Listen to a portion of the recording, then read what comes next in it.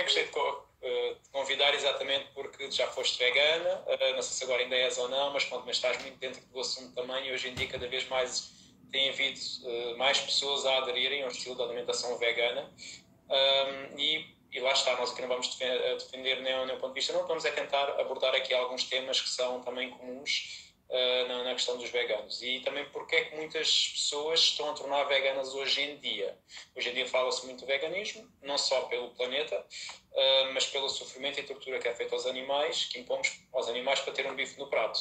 E também pela qualidade desse bife. Ou seja, nós temos animais que são confinados, que são alimentados com comida transgénica com pesticidas, vivem em stress crónico a vida toda, imunossuprimidos, carregados de antibióticos, com inúmeras infecções e carregados de hormonas para crescer rápido e serem abatidos. Existem consequências de nós, seres humanos, comermos um animal desse tipo, que viveu em stress crónico a vida toda, imunossuprimido e carregado de hormonas? Há algum efeito para nós, seres humanos, ao consumir um animal dentro desse género que é pecuária comum, que é que nós vamos ao supermercado comprar, por exemplo? Diz-me a tua opinião. Sim, claro que sim. E eu acho que aí faço uma comparação um bocadinho como um paralelo a nós humanos. Ou seja, se nós também tivermos uma má alimentação, automaticamente a nossa saúde também está debilitada. Por isso é claro que aqui é importante. E não entrando já em consenso de qual é que é a melhor alimentação, porque aí eu deparo muito pela pessoa que eu tenho à frente, porque há pessoas que já por si querem optar por um vegetarianismo, mas há outro tipo de pessoas que querem manter um consumo de peixe, de carne no seu dia-a-dia. E eu acho que aí tem que ser muito pelo consumidor, ou seja, temos que ser nós próprios, estarmos conscientes dos benefícios e dos malefícios que nós temos das nossas escolhas. E nós em Portugal nós temos um bocadinho os dois mundos. O que é que eu quero dizer com isto? Temos sim esse tipo de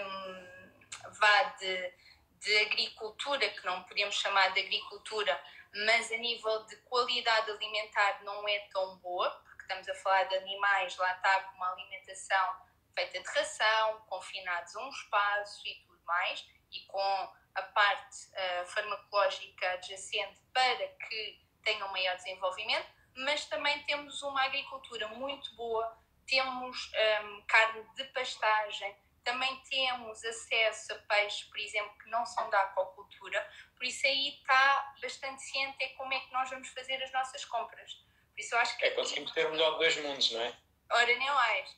Por isso, lá está, nós temos que ser um consumidor bastante astuto a nível das próprias escolhas. E exigente, não é? E exigente, principalmente exigente. Porque lá está, se formos por aqui as opções mais tradicionais, mais do nosso dia-a-dia, mais de fácil acesso, automaticamente a qualidade alimentar já está um bocadinho mais prejudicada. Então aí temos que ser mais exigentes, se calhar ir a um produtor, ou por exemplo ver a certificação de uma carne, do próprio peixe não ser da aquacultura, e automaticamente também estamos a melhorar a nossa própria cadeia alimentar e automaticamente a nossa saúde. Ok, portanto, se consumirmos carne ou peixe que seja de mar, certo? Exatamente. Não da aquicultura, portanto, vocês podem ver lá a descrição se diz aquicultura ou não, douradas, etc. Muitas vezes são da aquicultura, portanto, também optem por peixe de mar, salmão, só existe congelado, não existe fresco, salmão fresco, é tudo aquicultura e é péssimo, é mesmo péssimo. E em termos das carnes, tentar optar por biológicas ou pelo menos... nós temos muitos produtores de carne, inclusive no Alentejo também, do qual tem muitas pastagens verdes e realmente algumas coisas ainda são de abate. Diz-me se é verdade ou não, ou seja, nós quando vemos um bife, quanto mais macio a carne, significa que menos movimento teve esse animal na sua vida, menos massa muscular terá. É correto? Quanto mais massa muscular tiver, mais esse próprio faz, mais rigidez também apresenta. É um bocadinho como nós, ou seja, se nós somos completamente sedentários, também não somos tão rijinhos a nível muscular. Automaticamente, quanto mais exercitado, mais fibras musculares, mais tendência tem a ter uma maior resistência, ou seja, ser mais duro e não ser tão mole. Ok, portanto, para quem consome carne, poderá ver por aí a qualidade do bife que está a comer, tendo em conta a consistência dele também. E realmente para quem é vegano, nós conseguimos ter todas as quantidades ideais de proteína sem usar uma proteína animal? Conseguimos ter todas as quantidades? Ou seja, acho que existe muita percepção que ao tornarmos vegetarianos não temos tantas fontes proteicas, por assim dizer. Isto porquê? Porque o comum mortal também está habituado a proteína, ovos, peixe, carne, tudo muito certo. Exato. A questão é que nós conseguimos, se tivermos uma alimentação balanceada, atenção, porque há muitos vegetarianos que eu acompanho que não têm um bom aporte proteico, atenção, ou uma boa qualidade de proteína, e é necessário fazer esse mesmo reforço. Mas conseguimos suprimir todas as nossas necessidades? Aí sim, conseguimos. Ok, fantástico. E fala-se também da suplementação. Todo vegano necessita sempre de fazer suplementação? Aí vai partir um bocadinho do ponto de vista da restrição desse mesmo vegetariano. Ou seja, nós temos vários tipos de vegetarianismo, uns mais restritos do que outros. Os menos restritos ainda consomem algumas fontes animais, nomeadamente os ovos e os laticínios. E esses aí não têm tantas carências nutricionais, e as carências nutricionais mais vistas num vegetariano, estamos a falar nomeadamente de B12, principalmente. O ferro, é claro que é uma população mais carente, mas mulheres e principalmente em idade fértil também normalmente têm anemia, e só para termos aqui uma noção, 1 em 5 portugueses sofre de anemia, por isso não é só a população vegetariana que também tem a mais presente, porque as fontes não são tão bem assimiladas, são coisas distintas. Mas lá está, existem fontes também de origem vegetal que têm ferro. Depois, também é importante ressalvar a questão do ômega 3, que aí tem a ver com a conversão que não é feita, ou seja, existem fontes de gordura, de ácidos gordos essenciais, vegetais, só que não são convertidos. Ora, nem mais. E aqueles que têm mais atividade biológica, é aqueles que não estão presentes nas fontes vegetais. Automaticamente aí carece de carências. É claro que mesmo ingerindo a questão das algas, as algas têm um maior, em termos de DHA, o EPA não é ingerido. Então aqui existe um déficit nessa mesma ingestão, porque os suplementos nutricionais que são mais ricos em EPA provêm de fontes animais. Automaticamente aí é algo que não incluímos no nosso dia-a-dia, sendo uma pessoa vegetariana, claro. Depois, para ressalvar, para além, já foi focado a vitamina B12, o ômega 3, o ferro, e depois também temos uma situação da creatina, que vegetarianos, população vegetariana não consome, conseguimos produzir, mas lá está, temos uma maior necessidade. Automaticamente, se fizermos o reforço através de suplementação, também teremos esse mesmo benefício. O que é que eu quero dizer? Só treinar, não é? E principalmente, já não estou a falar de uma população com uma prática de exercício recorrente ou mesmo desportistas, porque aí ainda é necessário ter um maior reforço deste tipo de nutrientes. Mas o que eu quero ressalvar é, principalmente a nível de B12, normalmente todos os vegetarianos que eu acompanho, desde que não introduzam os ovos ou os laticínios e de forma equilibrada, normalmente é necessário suplementação de B12. Ok. E B12 normalmente há duas no mercado, certo? Cianocobalamina e metilcobalamina. Qual é que aconselhas e porquê? A metil. E porquê? Principalmente em termos de assimilação, e normalmente a cianocobalamina está mais interligada com uma maior toxicidade. Por isso eu aconselho principalmente a metilcobalamina. Vejam o nome ciano, o que é que vai libertar? Ali quando se destaca vai libertar cianeto. Logo não é muito interessante para o nosso corpo, logo é mais barato que vocês encontram. Formato metilcobalamina, ok? Não é tão fácil de encontrar, mas existem lojas vegetarianas também online que conseguem vender isso. Já se consegue encontrar com alguma facilidade. No Celeiro também já há no Celeiro. Então procurem lá atrás, tem dois formatos, um é cianocobalamina, outro é metilcobalamina, portanto o formato metil é aquela que é realmente utilizada pelo vosso corpo. A ciano ainda tem que fazer algumas conversões, nessas conversões ainda é muito mais tóxica para o corpo. Mesmo sendo mais barata, não compensa o benefício, por assim dizer. Lá está, já falaste de algumas carências que são comuns, que é a questão do ferro, da B12, mas a metionina é muitas vezes esquecida, na minha opinião, não sei, portanto, A metionina, para quem não sabe, é um doador de grupos metil para a metilação do nosso ADN. Ou seja, é um processo responsável pela modificação, pela expressão genética de variações de aminoácidos na nossa dieta. Deficiências em metil pode afetar ou alterar a estabilidade do nosso DNA. Portanto, quando ele está a dividir a célula, portanto, nós temos alguma estabilidade e precisamos desse metil, da metionina, para que isso funcione bem também. E a B12 também intervém nesse processo também. Se eu tivesse preocupação nisto, para assim dizer, se eu fosse um cliente um bocadinho mais ainda a fundo da questão e quisesse ter a minha estrutura ADN bem protegida, quais é que seriam os alimentos com mais metionina?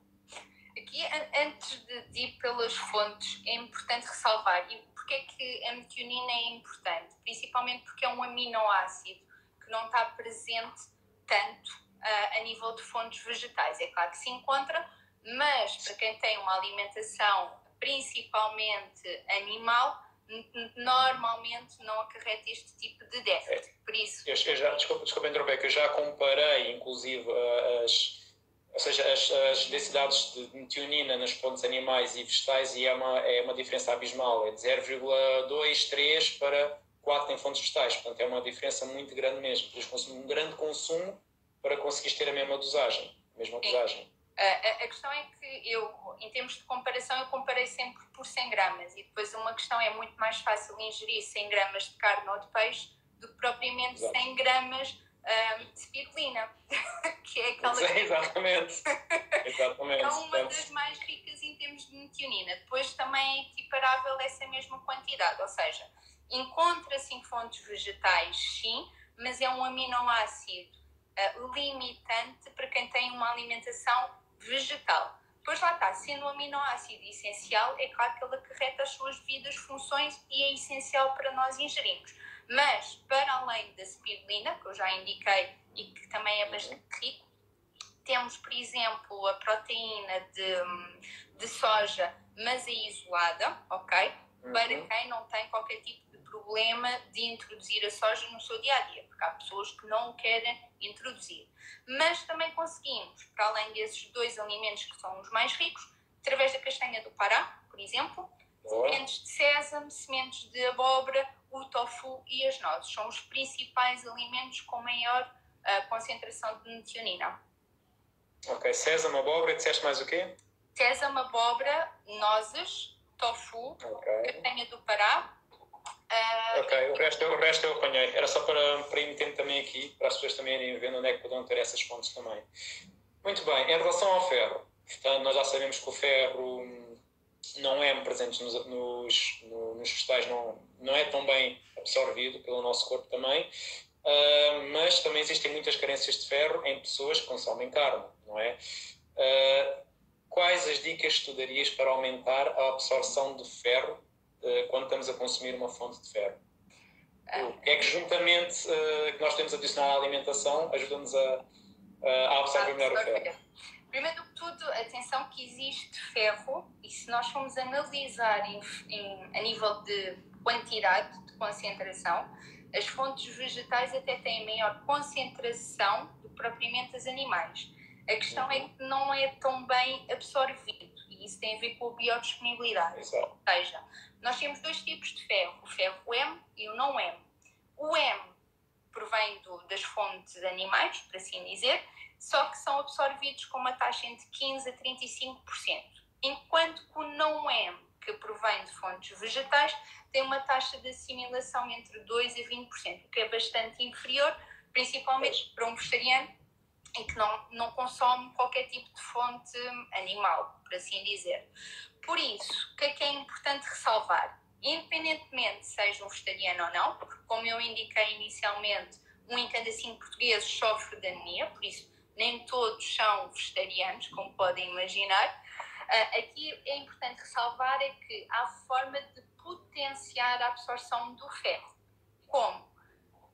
Através da vitamina C, que é um potenciador da sua absorção, e reduzir ao máximo aqueles que inibem a absorção. Ou seja, recapitulando, se consumimos alimentos ricos em vitamina C, como por exemplo? As pessoas identificam logo os citrinos, mas, por exemplo, o kiwi é muito mais rico em vitamina C do que propriamente os citrinos. Depois também temos os hortícolas. A papaya também, não é? Diga? A papaya também tem, não é? Estou a pensar tudo o que seja laranjado, assim de uma forma mais genérica, a papaya, a cenoura, os pimentos, normalmente tudo o que tem essa coloração é mais rico em vitamina C. Por isso é sempre bom associar, quando temos uma boa fonte de ferro, associar, conjugar com alimentos ricos em vitamina C. Eu também normalmente peço, quando a pessoa acaba, por exemplo, com um kiwi ou com uma papaya como sobremesa, mas regar aquela fonte com maior concentração de ferro com um sumo de limão, mas assim que acaba a confecção. Porque se for no ato de confeccionar, é termolável, automaticamente é perdida toda a vitamina C. Por isso quando colocado no prato, e aí espreme-se o limão e ainda estamos a potenciar mais essa mesma assimilação.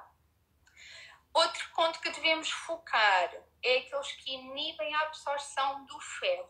E tanto pode ser durante a refeição, como pré-refeição ou pós-refeição, naquele espaço de assimilação, ou seja, normalmente entre 3 a 4 horas nesse conjunto de refeição, está bem? Não é só no ato da própria refeição.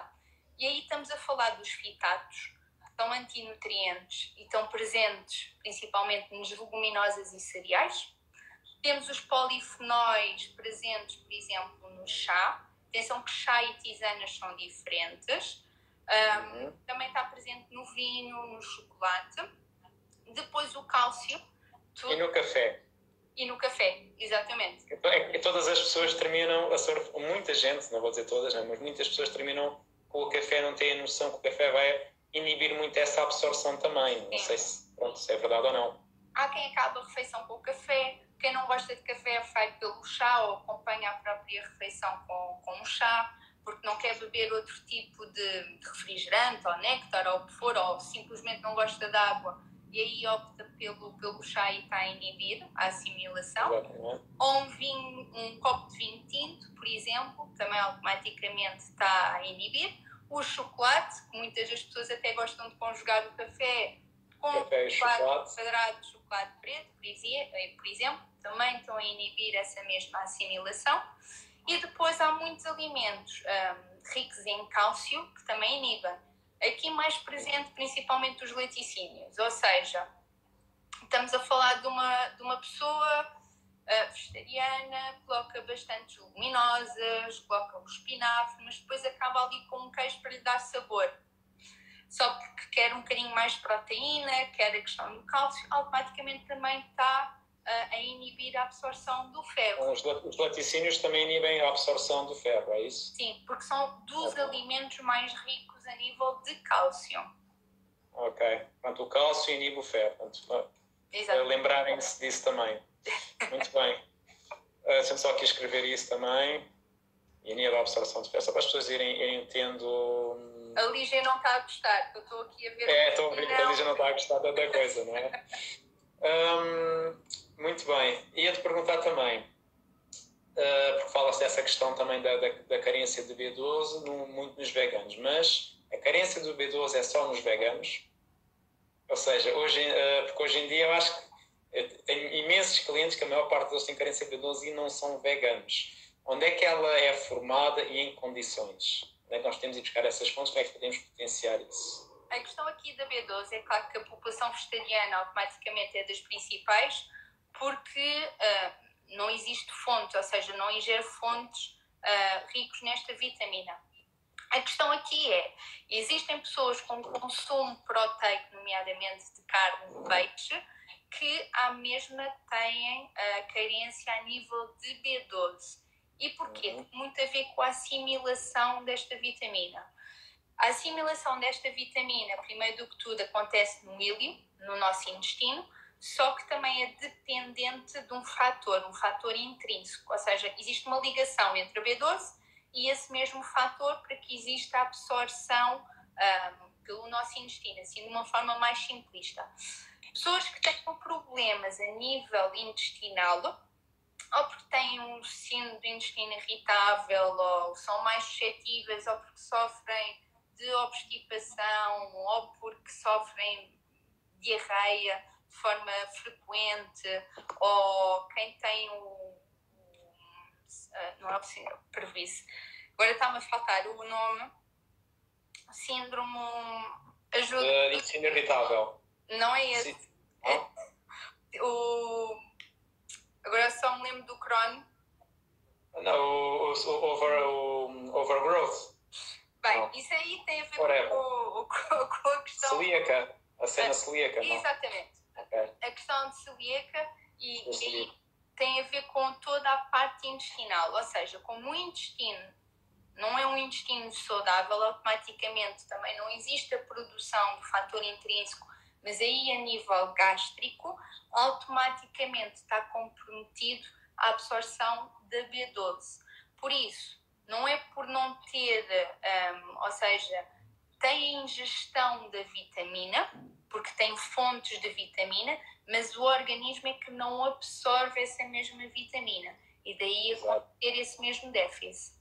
Portanto, gente, lembrar, vocês podem até fazer suplementação ou até ingerir a B12, mas a questão é, se o vosso microbioma, se o vosso intestino estiver a ser maltratado, mal cuidado, e não tem que ser só pela alimentação, porque há pessoas que sofrem doenças, então ainda tem mais cuidado com a alimentação, né? Porque nós temos muitos vegetarianos a introduzir glúten e outras coisas, que isso vai afetar muito mais a parede intestinal. Portanto, se o vosso intestino não estiver em condições, a vossa B12 vai cair lá e vai fora. Okay? E vão continuar com deficiência, e lá está, a maior parte das pessoas hoje em dia que consomem produtos animais têm um microbioma completamente destruído, não só pela quantidade de antibióticos, entre outras coisas da alimentação, mas a falta de fibras, a falta de bons alimentos, por assim dizer, e isso faz também com que caia lá na mesma a B12 e não é absorvida na mesma. E a grande carência que existe na população normal, por assim dizer, não vegana, que tem carência de B12 na mesma. Mas e também o intestino é fundamental na absorção de todos os nutrientes, por isso ter uma boa flora e não ter uma disbiose é fundamental num todo, mesmo no próprio nosso sistema imunitário, por isso é de ressalvar esse bom funcionamento a nível intestinal. Por isso, não só pela B12, dizer claro que a B12 desempenha a sua função e lá está, não é só uma população vegetariana que tem essa mesma carência, mas toda a componente, nós até podemos ter uma excelente alimentação ou fazer a suplementação e pensarmos, ok, a minha alimentação não é boa, mas eu como suplemento a assimilar, isso por vezes não é relevante, não é assim que funciona, porque lá está, tendo uma alimentação que não é equilibrada, mesmo que as pessoas pensem que estão a suprimir através de um suplemento, esse mesmo suplemento não pode não estar a ser assimilado como ele deveria estar a ser assimilado, porque o nosso intestino não está capaz, não está a 100%. E depois outra coisa é a biodisponibilidade. Uma biodisponibilidade de um suplemento não se equipara à biodisponibilidade alimentar. Por isso são coisas totalmente diferentes. Exatamente. E também só uma curiosidade, existe hoje em dia já muitos animais de criação que já são suplementados com B12, porque eles próprios têm deficiência de B12. Porquê? Porque aqueles animais nunca viram uma erva na vida. Se eles nunca viram uma erva na vida, claro, e só são alimentados a ração, o microbioma deles também vai estar completamente alterado e eles próprios são suplementados com B12 para conseguir, pronto, ter algum... e tem também... Peço desculpa, a questão da B12 nos ruminantes, principalmente, e alimentados a ração, ou seja, não comem as ditas ervas, é porque como é que eles produzem a B12? A B12 não está ou seja, não está na constituição deles. Eles é que produzem, as bactérias do intestino deles é que produzem a B12. Não tendo uma boa capacidade intestinal, digamos assim, ou seja, não tendo uma boa saúde intestinal, porque a alimentação não é a melhor, automaticamente as bactérias não conseguem trabalhar e não conseguem formar a B12. Então, daí ser necessária a suplementação e lá está, a base é a própria alimentação, é a própria qualidade que vai influenciar todo o conjunto e aí influencia de forma negativa o intestino. Exatamente, e lembrar que os animais são seres vivos como nós. Se eu tomo um antibiótico, vai alterar a minha flora intestinal. Se eu estou em stress crónico, o stress crónico altera o microbioma. Tanto nos humanos, também vai acontecer nos animais, de certeza, porque são animais que vivem constantemente em stress crónico. Daí é importante as pessoas terem mais atenção à qualidade daquilo que estão a comprar. Se optam na mesma por comer, mas pelo menos procurem com uma qualidade melhor, uma carne que seja de pasto, por exemplo. Mas pronto, vamos imaginar, quero continuar a minha alimentaçãozinha e vou comer o meu feijãozinho, não é? Devo comprar feijão em lata, em vidro ou em cru para cozer? O que é o melhor? Feijão das leguminosas, não é? Aí, sem dúvida, as leguminosas secas e sermos nós próprios neste caso, a demolhar e depois a cozê-las. Isso, sem dúvida, que será o melhor. Agora vamos pôr numa questão prática. Nós, no nosso dia-a-dia, com a correria que infelizmente também temos, se nós tivermos um ou outro SOS, tudo muito certo, mas preferir sempre sermos nós a demolhar e cozer. Eu normalmente aquilo que sugiro é cozinhar a mais e congelar em porções para termos sempre connosco já algo cozinhado, por exemplo. Ok, e quando demolhar, não é demolhar 20 minutos, que é o que o pessoal mete não, 20 minutos. É da noite anterior até ao dia seguinte. 24 horas no mínimo para reduzir o teu... É o que eu queria perguntar a seguir. Isto porquê? Porque tudo que seja leguminosas tem muitos antinutrientes, porque uma semente não quer ser comida, é para germinar, então tem que ter alguns venenos para que supostamente os predadores não comam. E por acaso isso foi uma das coisas que estive agora a abordar, inclusive que já se vende farinhas de grão, e eu estive a contactar os fornecedores da Alemanha que fornecem os supermercados aqui. E eles próprios me disseram que a farinha de grão que vendem é grão cru. Ou seja, nem é demolhado, ou seja, imagina a quantidade de... Se calhar não é mais interessante para fazer certos bolos e certas coisas que a malta também hoje em dia começa a ter ali alguma atenção em relação a isso. Mas até se prontificaram a estudar agora novos temas. Mas se eu quiser baixar o teor de lectinas, fitatos, oxalatos, portanto, já falaste da questão de molhar 24 horas, certo? E também ouvi dizer que a questão de juntar alga, acho que é a kombu, que ajuda também à melhor digestão, à digestibilidade das próprias das leguminosas, por assim dizer. Eu normalmente explico de uma forma mais sucinta para as pessoas perceberem. Normalmente as pessoas dizem ficou imensa flatulência com a questão da... Aumentei bastante o consumo das leguminosas e não sei muito bem como ressalvar ou como ultrapassar essa questão. E lá está, e tem a ver também com a questão da digestibilidade. Estamos a falar de uma leguminosa, estamos a falar de algo que tem muito mais fibra. E também tem a ver com a própria digestibilidade da casca em si, por assim dizer. E então, uma forma de atenuar, lá está, a questão de molhar. Outra questão que ajuda bastante é cozer com a alga kombu. E basta uma tirazinha, normalmente elas vêm em tiras, já se encontra facilmente disponível em todos os supermercados, grandes superfícies, e é fácil. E também já vi pessoas que ajudam bastante com o gengibre, ou seja, cozinhar com o próprio gengibre, com a ria, e também ajuda em termos de estabilidade da própria leguminosa. Ok, fantástico. Essa também não sabia. Diz-me uma coisa, há bocadinho falaste que a maior parte dos vegetarianos e alguns veganos chegam ao pé de ti a não comer a quantidade de proteína necessária. As pessoas não têm noção que, vamos pensar, se eu for ver a quantidade de proteína do grão de bico, 100 gramas tem cerca de 16 e as que são realmente absorvidas é para aí à volta de 8 gramas, por assim dizer, se estou correto. Não sei, corrijo-me se tiveres alguma coisa errada. Em média, as leguminosas, o que tem maior aporte proteico é sem dúvida o tremoso, que até não é muito utilizado por nós. Depois as outras leguminosas, a média normalmente entre as 7 e as 9 gramas no máximo, a nível de gramas. Por 100 gramas, nós temos que ter sempre numa refeição 300 gramas de leguminosas. 300 gramas ainda é quase meio quilo, certo? As pessoas não têm essa noção. A questão aí também depende da própria pessoa em si, como é que nós estamos a fazer o fracionamento proteico. Sim. Eu também estou a falar de uma pessoa, estou a falar também um bocadinho por mim, sempre faço desporto. Se estivermos a falar de um sedentário, como é um bocadinho diferente, não é? Mas para quem faz desporto, se calhar tem que ter mais atenção a essas quantidades, e eu vejo muitas vezes a fazer um hambúrguerzinho de grão de bico ali, aí acaba por não chegar.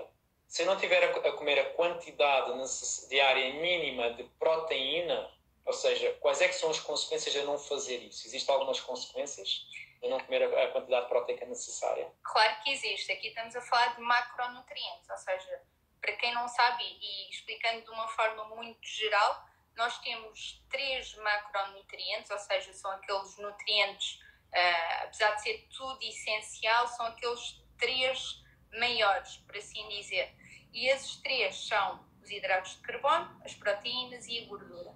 Para além de nos fornecerem energia, porque esses 3 fornecem-nos energia, a proteína, lá está, também sendo essencial, porque só conseguimos, através da própria ingestão, ter essa mesma fonte. Nós falamos muito mais de aminoácidos. Numa forma muito simplista, o que é que são aminoácidos?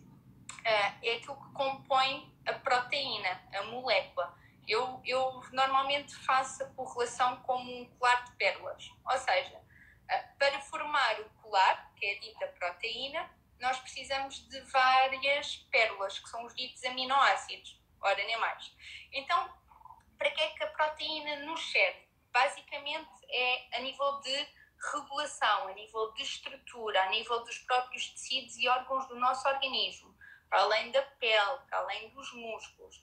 E também, principalmente, porque são... é aquilo que leva à formação de enzimas e automaticamente à formação de hormonas, que são essenciais para a manutenção do nosso corpo. Sem enzimas, sem hormonas, nós também não trabalhamos.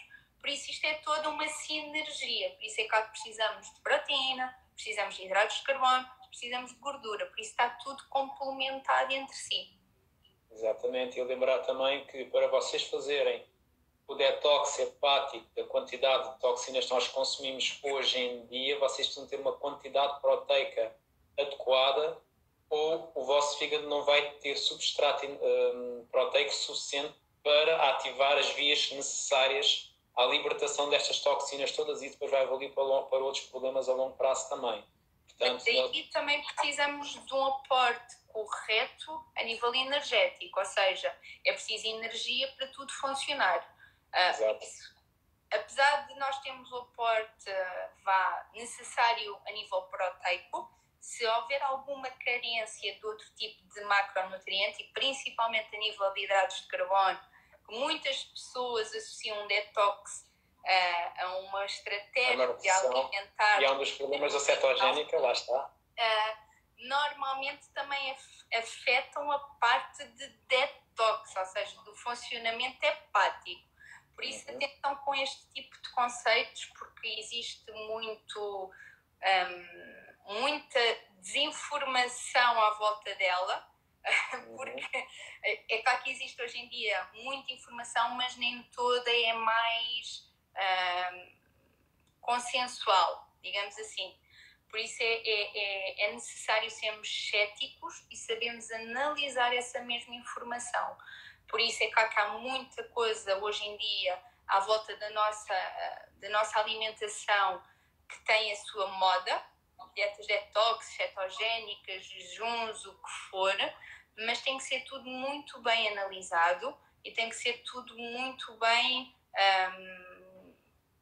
sermos bastante criteriosos na avaliação, principalmente. A avaliação, exatamente.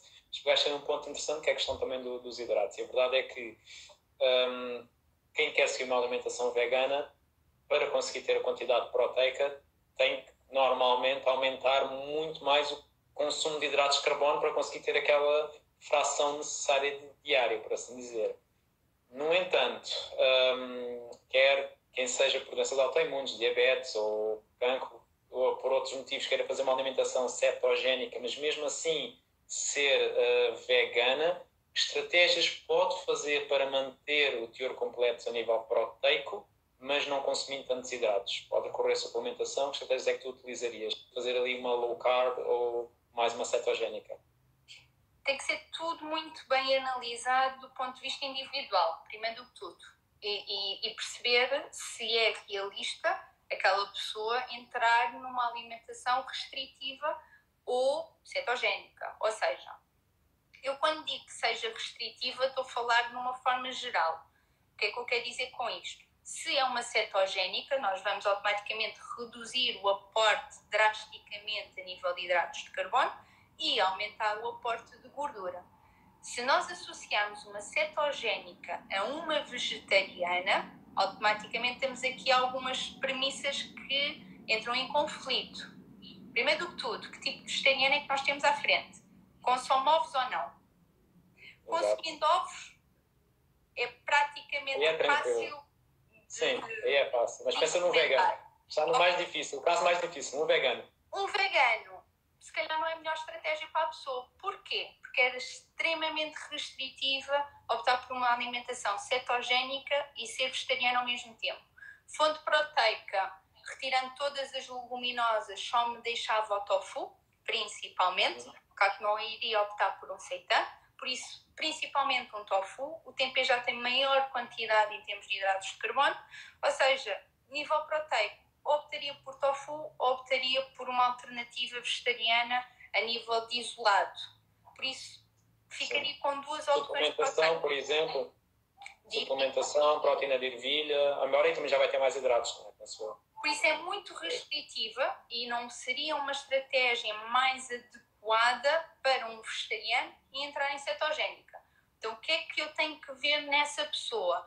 Porquê? Se calhar é mais relevante é termos um bom rácio de hidratos de carbono, porque como tu próprio disseste, um vegetariano aquilo que faz é que aumenta drasticamente o consumo de hidratos de carbono e normalmente aumenta de peso.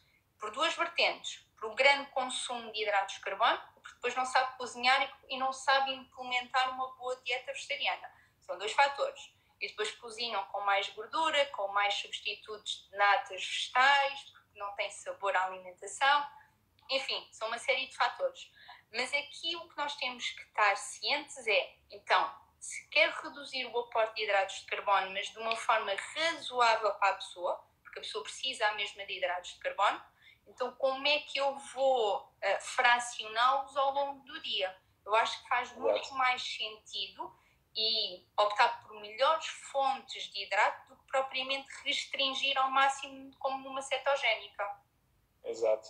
Bom, pessoal, só para lembrar, caso alguma das coisas que nós estejamos a falar seja importante para vocês ou faça sentido para vocês, partilhem aí abaixo nesse aviãozinho, pelo menos com uma pessoa, ok? Ou se não perceberem os termos... Mandem mensagem, exatamente. Escrevam, mandem mensagem. Nós já podemos falar alguns termos técnicos e uma coisa importante, todas as perguntas são perguntas muito inteligentes, ok? Isso é muito importante, para estarem à vontade para exprimir as vossas dúvidas. Eu vou sair aqui um bocadinho também de uma pergunta que não te mandei, que é o seguinte: qual é a importância de nós rodiziarmos as leguminosas? Vamos pensando numa vertente de permeabilidade intestinal. É assim, é importante porque também nem todas as leguminosas são iguais entre si. Ou seja, já do ponto de vista nutricional, cada uma é mais rica em determinado composto ou nutriente do que propriamente outra. Por isso é necessário sempre, ao máximo, conseguirmos ir alternando. Por isso, tanto em termos de assimilação como a própria qualidade nutricional. E numa alimentação vegetariana, muitas das pessoas que seguem este tipo de alimentação também falam muito da conjugação, da complementação a nível de proteínas. E normalmente associa-se as leguminosas a um cereal para enriquecer a nível proteico. Por isso, lá está, é importante ir sempre variando ao máximo para que, lá está, cada uma tem a sua própria constituição e temos ao máximo todos os constituintes necessários, principalmente numa alimentação vegetariana. Dá-me um exemplo de um cereal que eu acho que 90% da população só conhece o trigo. Não sendo o trigo, olha bem, o que é que cereais. O que é isso? Não sei o que é isso, não sei o que são cereais, diz-me lá. Cereais, ora bem. Primeiro, leguminosas é o quê? Feijão, grão, lentilhas, essas coisas. Chefe, o que é um cereal? Ir à prática. O que é que são que tem que ser prático, senão as pessoas também acabam por não perceber, não é? Leguminosas, temos a soja, o termoço, feijão, qualquer tipo de feijão, preto, branco, vermelho, o que for, o azuki. Depois existem feijões que não são tão usuais para os comuns, digamos assim. Grão de bico, temos as ervilhas, as favas, lentilhas, que são as principais leguminosas. Não sei se me faltou alguma. Se me faltou, ajuda-me, mas acho que disse... eu acho que sim. termoço, grão de bico, favas, lentilhas, feijão, portanto, todo o tipo de feijão. A soja. Soja. E temos o amendoim, também é uma leguminosa. Mas o amendoim era de evitar. Eu nem vou escrever. Pronto. Mas aí, muito bem. Estamos a falar de família, aí é claro que o amendoim tem uma constituição diferente, mas entra na mesma família. Depois, pronto, outra questão... Vamos evitar os amendoins, claro. Cereais. O que é que são cereais? Além do trigo, temos a aveia, que também é um cereal, temos o centeio, temos a cevada, a quinoa, que é considerada um pseudo-cereal, mas é mais cereal do que propriamente uma semente. Por isso, temos o camute, trigo sarraceno. O trigo sarraceno aí já é mais semente do que propriamente cereal. Camute... deixa-me ver se eu me recordo assim de mais algum. Disse aveia, centeio, trigo... O arroz não é um cereal? O arroz, exatamente. E penso que seja assim de uma forma geral, não me estou a esquecer de mais nenhum. Mas certeza que estou-me a esquecer de algum. Olha, não querendo, eu vou aqui só tirar os que têm glúten, assim, daquelas mais coisas. Desculpa, aveia, camute, trigo sarraceno, embora seja mais uma semente. Temos o arroz e disseste mais o quê? O milê eu penso que tenha glúten, não sei dar de certeza, eu acho que o milê tem glúten. Para além da aveia, e penso que se queres... Estamos com este para já. Sim. Depois disseste, mas agora não estou a lembrar. Mas tem glúten, por isso não. Exatamente. Queres retirar e queres repartir, são esses dos principais, sim. Exatamente.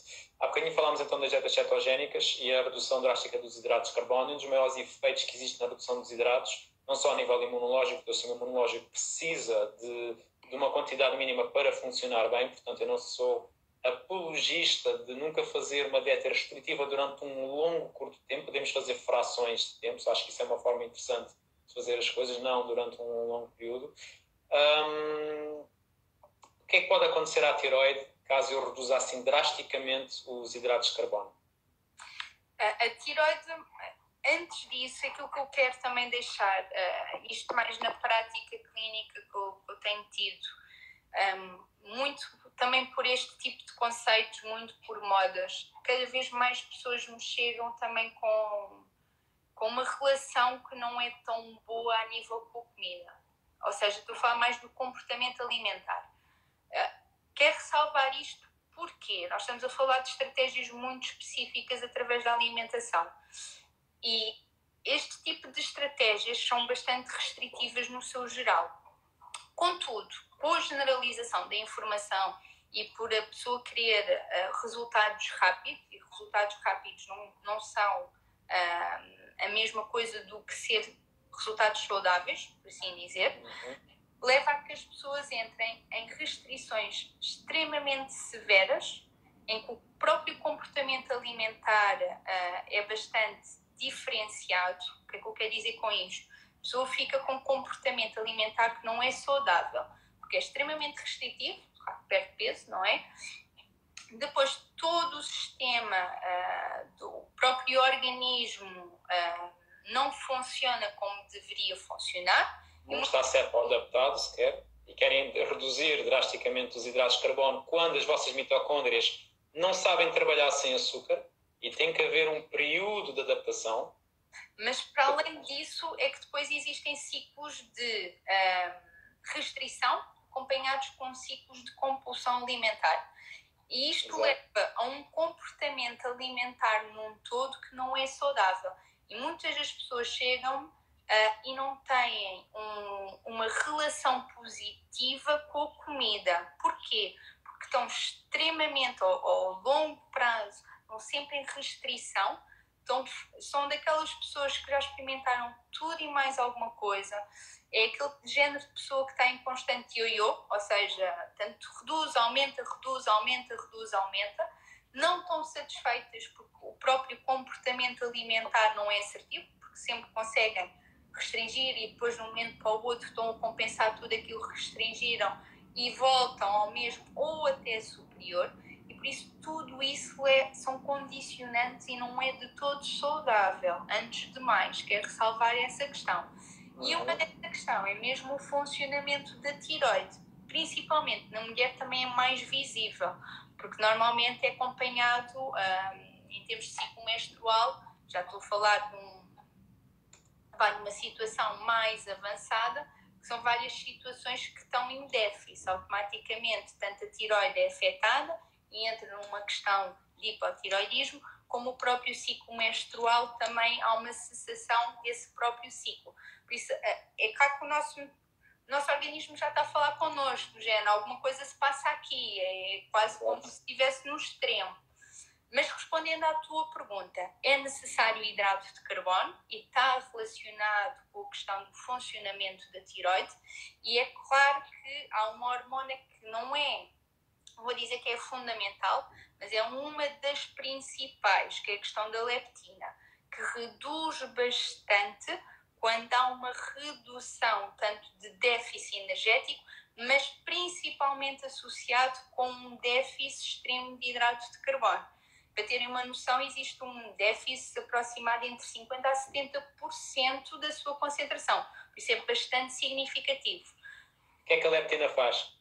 Principalmente, e aqui, correlacionando com a questão da tiroide, faz com que exista menos hormonas, existe menos conversão. Ou seja, a nossa tiroide produz T4 e depois a T4 é transformada, digamos assim, em T3. Mais simples que isso, a leptina é a hormona do quê? Para as pessoas tentarem entender de uma forma ainda mais simples. A leptina está presente no nosso tecido adiposo, principal, e a sua principal função é em termos do nosso metabolismo, por isso afeta vários fatores. E lá está. É uma cascata, se ela diminui, vai diminuir toda a cascata que por aí está, inclusive a conversão na tiroide, que vai depois baixar o vosso metabolismo, que vai baixar a vossa queima energética, que vai reduzir a vossa perda de peso, e não vão perder tanto peso. O tiroidismo, exatamente. Ou seja, como há menor conversão, o nosso metabolismo também fica automaticamente mais lento, menos capacidade nós também temos de perder massa gorda. Por isso tudo, lá está, em sinergia. Por isso, principalmente aqui é da questão da função da tiroide, o hidrato de carbono é necessário. Nós depois, em termos práticos, em termos de estratégia, para terem uma noção, tem que estar acima dos 3 gramas por cada quilo de peso, do consumo de hidrato de carbono. Por isso ele é mesmo necessário para a função da tiroide.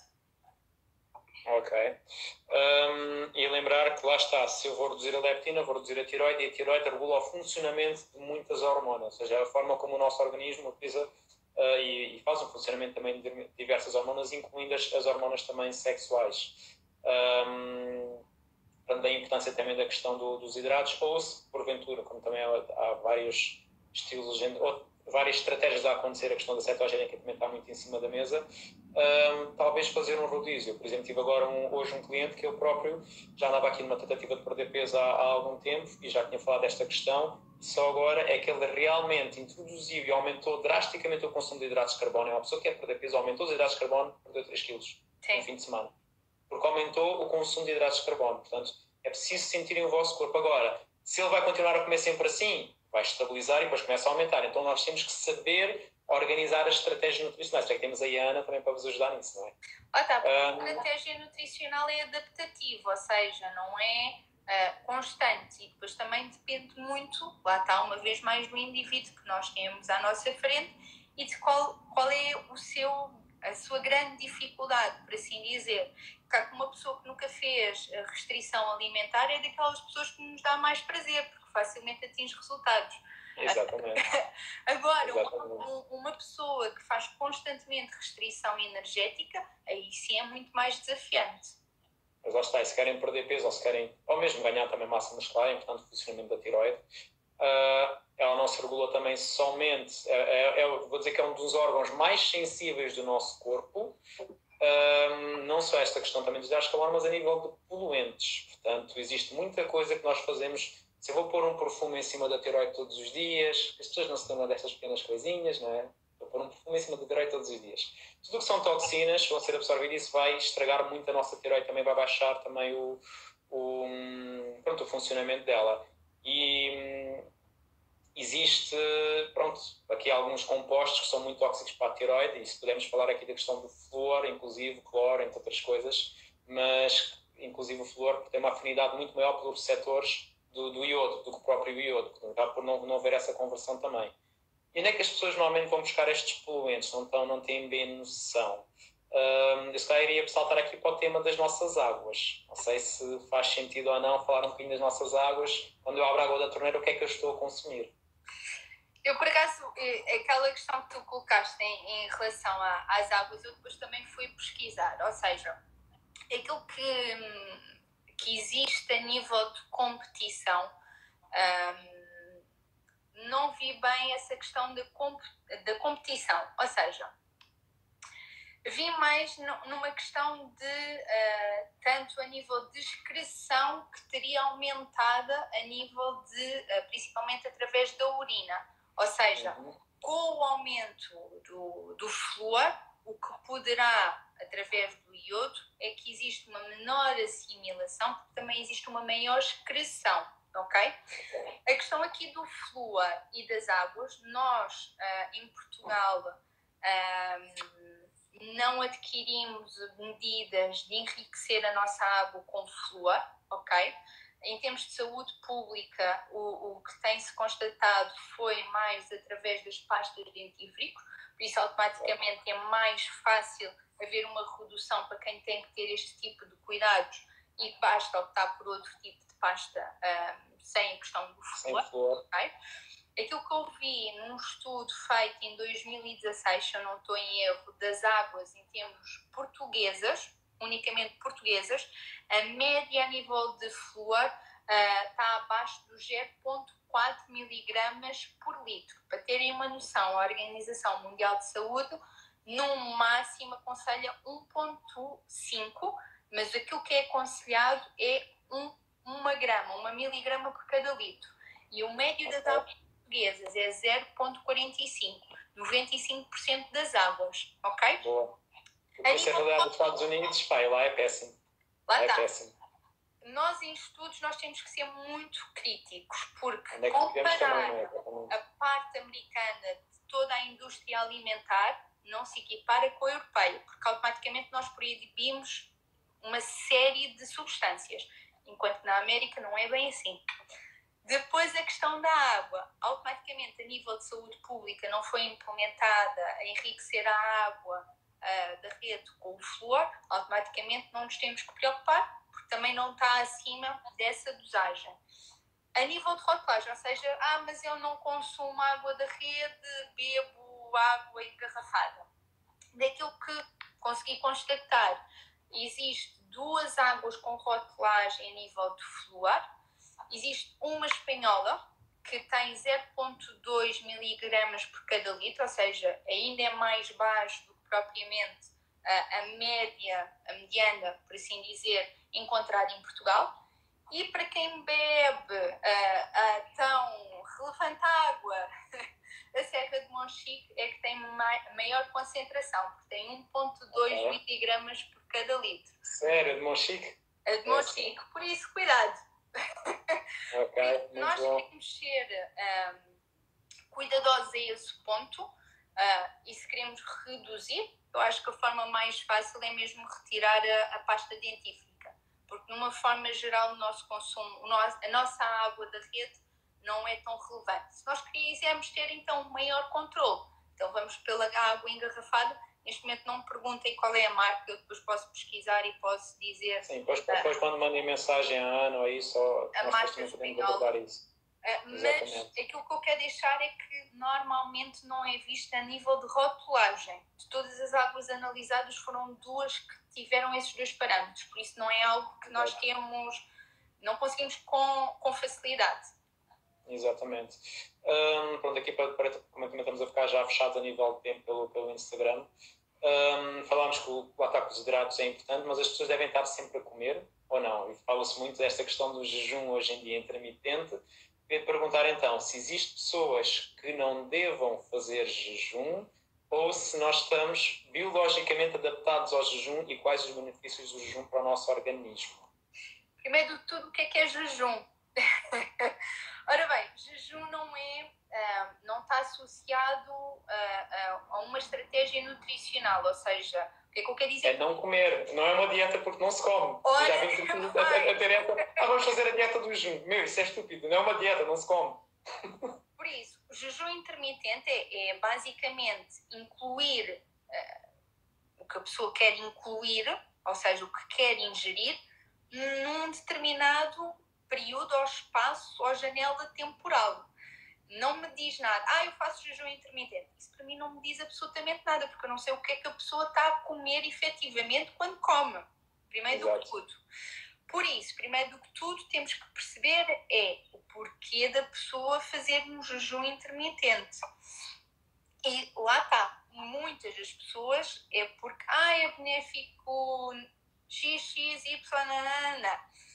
Primeiro do que tudo, esses benefícios, e estou a falar numa questão oxidativa, menor stress oxidativo, menor inflamação, que normalmente são os benefícios associados a um jejum, esses mesmos benefícios estão mais associados a uma restrição energética do que propriamente pelo jejum em si. Porque lá está, jejum não me diz absolutamente nada do que é que a pessoa come naquele intervalo que está a comer. Primeiro do que tudo. Ok? Depois, se todas as pessoas estão aptas a fazer jejum, primeiro do que tudo, o que é que a pessoa, para ela, é um jejum? Eu faço todos os dias um jejum, que é desde a noite até ao dia seguinte, não como nada. Exatamente. Primeiro do que tudo, eu acho que praticamente, não quer dizer todas as pessoas, porque há pessoas que têm distúrbios alimentares e acordam à noite e vão comer, mas eu diria que 90% da nossa população faz jejum.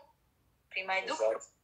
Vamos pensar num jejum acima das 12 horas, que é o que os estudos demonstram já ter benefícios metabólicos, por assim dizer. Aquilo que, em termos científicos, eu deparei-me é que não existe um consenso a nível da população científica. Isto porquê? Pela própria qualidade dos estudos, e estamos a falar principalmente de estudos que são feitos em animais, são muito poucos os estudos que são feitos em humanos. Temos 30 segundos. Se calhar não consigo, mas normalmente eu não sou Então, mas olha, mas tranquilo, fazemos uma coisa. Isto agora vai fechar, só para nós estamos mesmo a finalizar também. Entramos novamente, ok, só para finalizar.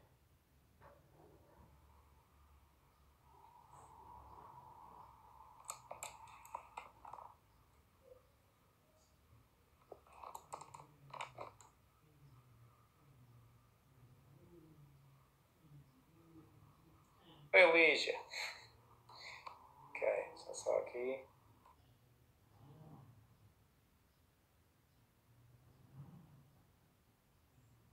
Oi, Ana, é só aceitar novamente. Boa, desculpa lá. Só temos uma hora no... Eu sabia que não iria dar para falarmos, e há muita coisa para nos deixar de fora, mas pronto. Já temos uma hora mesmo no Instagram. Só para terminarmos nesta questão, então, daquilo que estavas a falar a nível do jejum, conceito científico, continua. Agora parei um bocadinho no meu raciocínio, mas basicamente aquilo que estava a falar era dos benefícios que têm sido correlacionados com a questão do jejum, nomeadamente na redução a nível energético, da redução a nível da inflamação, da longevidade, a nível de maior sensibilidade da própria insulina, menor stress oxidativo, e normalmente são esses os principais fatores que são correlacionados com um jejum. Mas aquilo que eu estava a dizer era que lá está, primeiro do que tudo, não existe um consenso a nível científico, porque primeiro do que tudo, a maioria dos estudos são feitos em animais, principalmente em ratos. Automaticamente nós não podemos extrapolar os resultados que são vistos nessa população para os humanos. Depois também é de ressalvar, e porque é que nós não podemos extrapolar, primeiro do que tudo, em termos de metabolismo é totalmente diferente.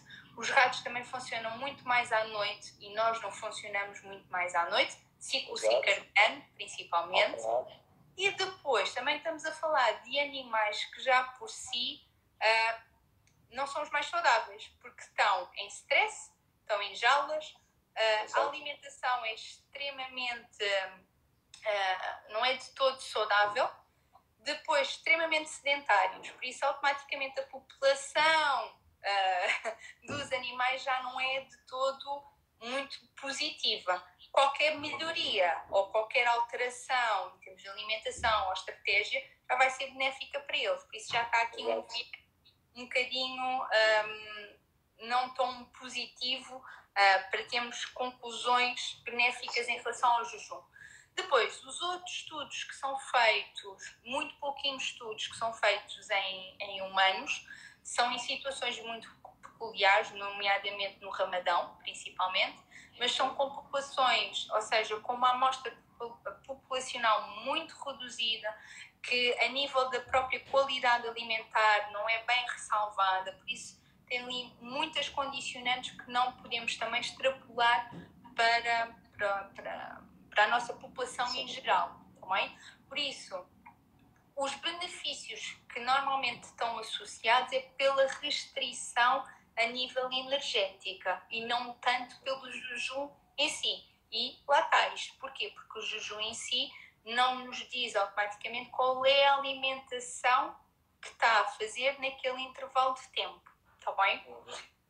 Depois, também tem a ver com os modelos, porque não têm sido conclusivos, porque eles fazem comparações de modelos de jejum intermitente de 14, com 16, com 20, e automaticamente são coisas totalmente distintas e que não podem ser correlacionadas. Isso também falta base científica para sermos conclusivos nesse tema.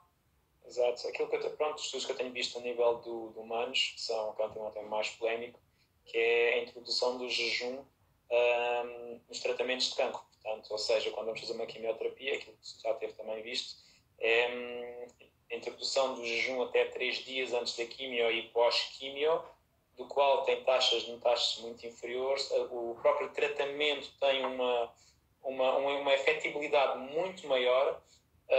Eu não sei se já não lembro bem do mecanismo, mas penso que a insulina, de alguma forma, vai proteger um pouco as células quando as pessoas estão a consumir. Já não lembro bem qual é que é o mecanismo. Eu não vou estar a dizer para não lembrar.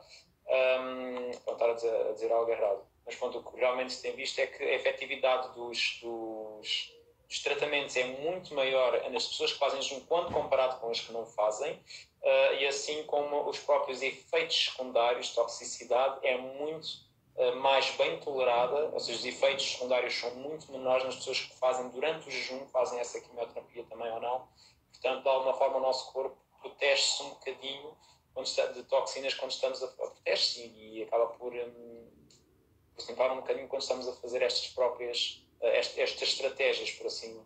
E também será importante, e vou ressalvar que, mesmo que seja positivo, em termos de conclusão desse próprio estudo, é também importante analisar qual é o tipo de população, de alimentação da outra população que não está a fazer uma cetogénica, por exemplo. Sim.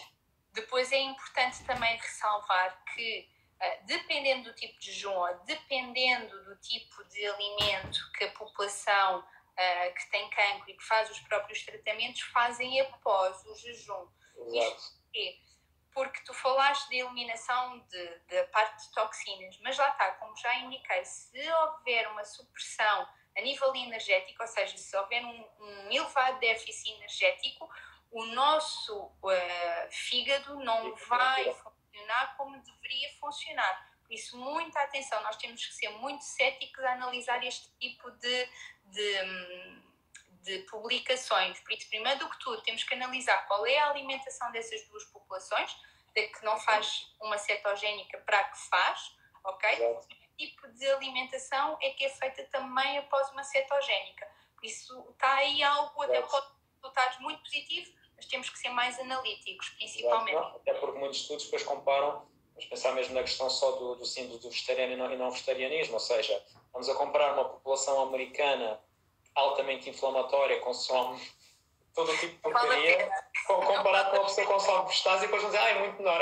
Ok, claramente que sim, porque se eu estou a comer lixo, se eu vou comer bem, claramente que os resultados só podem ser positivos. Temos de saber também comparar, fazer os dois, exatamente essa comparação. Por muito mal que seja, e por muito que os legumes não sejam biológicos, estejam vai ver sempre resultados Exatamente. superiores. O que nós sabemos é que quem consome mais frutas e vegetais com ou sem pesticidas vive mais e com melhor qualidade de vida. Ponto. Isso aí nós sabemos.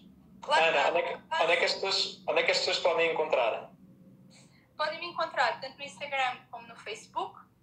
Pesquisem por mim, Ana Brásia Santos, é fácil de encontrar. Tanto no Insta, como já indiquei, é nutricionista_Ana Brásia Santos. No Facebook é o inverso, ou seja, Ana Brásia Santos, nutricionista. Por isso, acompanham, vejam que eu tenho várias temáticas lá disponibilizadas, coloquem as vossas questões, estejam à vontade e espero principalmente que esta live eu tenha conseguido ir aos pontos ou às vossas questões e que tenham ficado muito mais esclarecidos, principalmente. Pronto. Vou deixar a live também gravada no YouTube, depois também vi também para ti. E pronto, estejam à vontade para colocar algumas dúvidas e questões. Eu lembro sempre que faço um stories onde tenho lá uma pergunta para cada live que vou fazer. Se vocês escreverem lá a pergunta, depois eu consigo aqui ver e até partilhar algumas perguntas. Eu por acaso estou aqui a ver. E relativamente ao tema não temos aqui outras perguntas. Às vezes ao fazerem em direto nós não conseguimos estar a par também. Já sabem, se isto foi interessante para vocês de alguma forma, partilhem pelo menos com uma pessoa. Ana, quero-te agradecer pela disponibilidade. Obrigada. E pronto, acima de tudo, acho que conseguimos passar uma boa mensagem também e desejo tudo bom, está bem? Obrigada a todos os que assistiram. Estiveram presentes. Exatamente, até foi bastante gente, por acaso. Então, olha, beijinhos então. Obrigada. Tchau. Uma boa noite. Deus a todos, tá? Tchau, Deus.